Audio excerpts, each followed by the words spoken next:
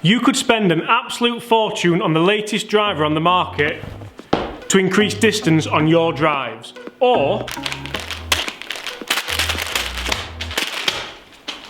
you could just make sure you're using the right height T-peg. I never was much of a juggler. Let's do it, and let's do it now.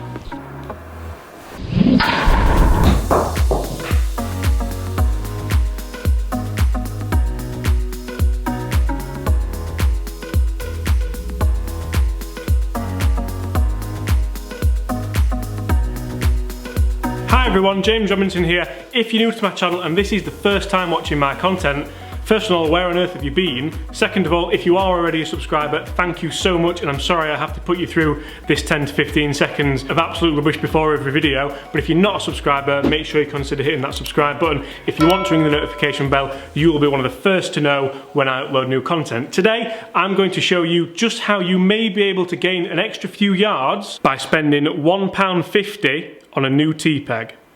No need to clean your ears out, guys, you heard that exactly right. £1.50 for more yardage just on a few T-pegs. Now the T-pegs that I'm testing today aren't just different colours. We have 2 inch, 2 1/4 inch and 2 3/4 inch. All those bags were open, so I mean it's not that bad, but I've still got to kind of pick all those up. Now why would anyone even consider using a different height T-peg to somebody else? What factors are we looking at to try and optimise that distance off the tee? First of all, low point of the club. You need to make sure you're hitting up on that golf ball and not down into it. The second one is the strike location, and the third one is the spin rate. If you can nail those 3 things, you will hit the ball further, guaranteed.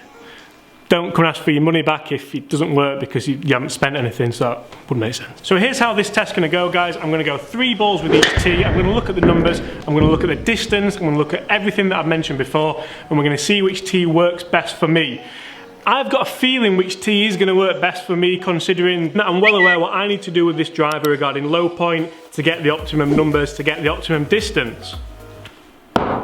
Note how I used a red tee for that, so we don't give anything away. I'd like to send out a massive apology. I forgot my glove and I feel so unprofessional when I don't use a glove. Ah! Okay, so shot 1 with the white tee. That's the smallest tee.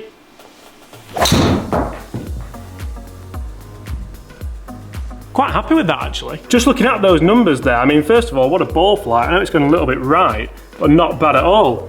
Distance 269, ball and club speed not bad at all, and that spin rate, pretty much exactly where I wanted it. That one's going to be tough to beat.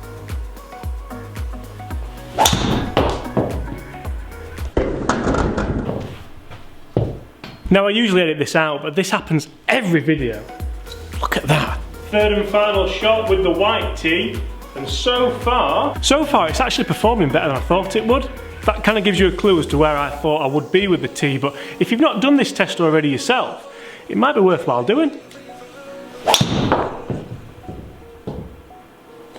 Well, that's 3 here. I guess we better take a look at these numbers, hadn't we?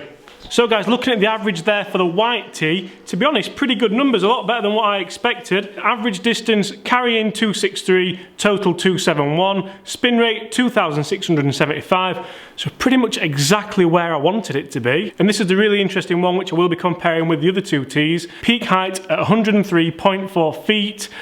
Now altogether, that's not half bad. You see, that spin rate tells me that the ball's coming out of pretty much where I want it, and the feel of the strike is also telling me that. One thing you might want to do when you're doing this test is maybe put some foot spray on that face, and that'll tell you exactly where you're hitting on the club face. Unfortunately, my feet have always been quite healthy, so I've not got any to hand. So next up in the line, pink tee. We're going to go 3 shots again, see what happens to the numbers. I've got a feeling this might be a little bit better. Let's find out. And one thing I'm not trying to do in this test is manipulate the golf swing. For one tee to work better than the other ones, this is completely impartial. Like I said, I use a wooden tee anyway, so I couldn't care less which tee wins. Right, Mr. Pink.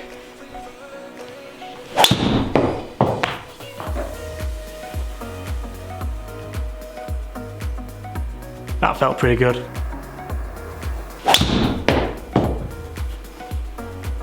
Boom! Okay, last shot with the pink tee, and this is feeling good. Dispersion's notably been better with the higher tee as well. That's definitely worth noting. Now that one really wasn't a good golf swing. I'm going to include it in the numbers because all my tests are as fair as they can possibly be, but I will talk you through the numbers away from that swing as well, purely because the 3 swings with the white tee were 3 very, very good golf swings. Let's take a look at those numbers. So as you can see here, the 3 shots, 276 total, 283 total, 265 total. So the last one wasn't very good, as I already said. Averaging 275 total. So even with that bad swing, 4 yards up on the white tee, spin rate, really surprising, slightly higher but very, very similar. And if we do take out that last shot, averages are even higher than that, and spin rate averaging a lot lower, what we would expect. So as you could see there, even with the bad shot, the pink tee worked better than the white tee, and if we take out that bad shot, a lot better. So is this trend going to continue? With this 3rd and final tee, the orange tee, the highest tee, am I going to see more distance? Am I going to see even less spin? Am I going to see more height? Just look at that peak height.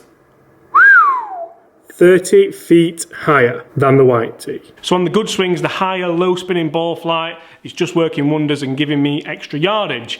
Is this something you could take into your game? Let's take a look at the orange tee and stop beating around the bush. Now immediately I'm more in my comfort zone here. I feel like I can really unwind my shoulders, let the club reach its low point pre-ball, and then hit up on the ball and send it away. I'm not going to get the red tee out again because it took ages to balance that ball on the tee. Let's see how these 3 shots go.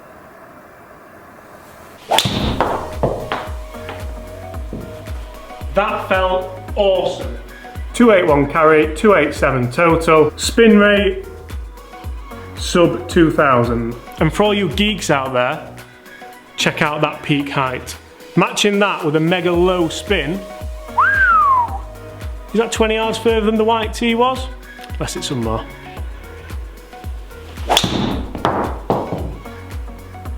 You see, now that's a real interesting one because I've got the height there, didn't quite get the strike, it didn't quite come out the middle of the club face, so the spin's up and the distance is way down. So if you're going to use a high tee peg, you've got to get that ball hit in the middle of the club face. Last shot of the evening. Orange tee.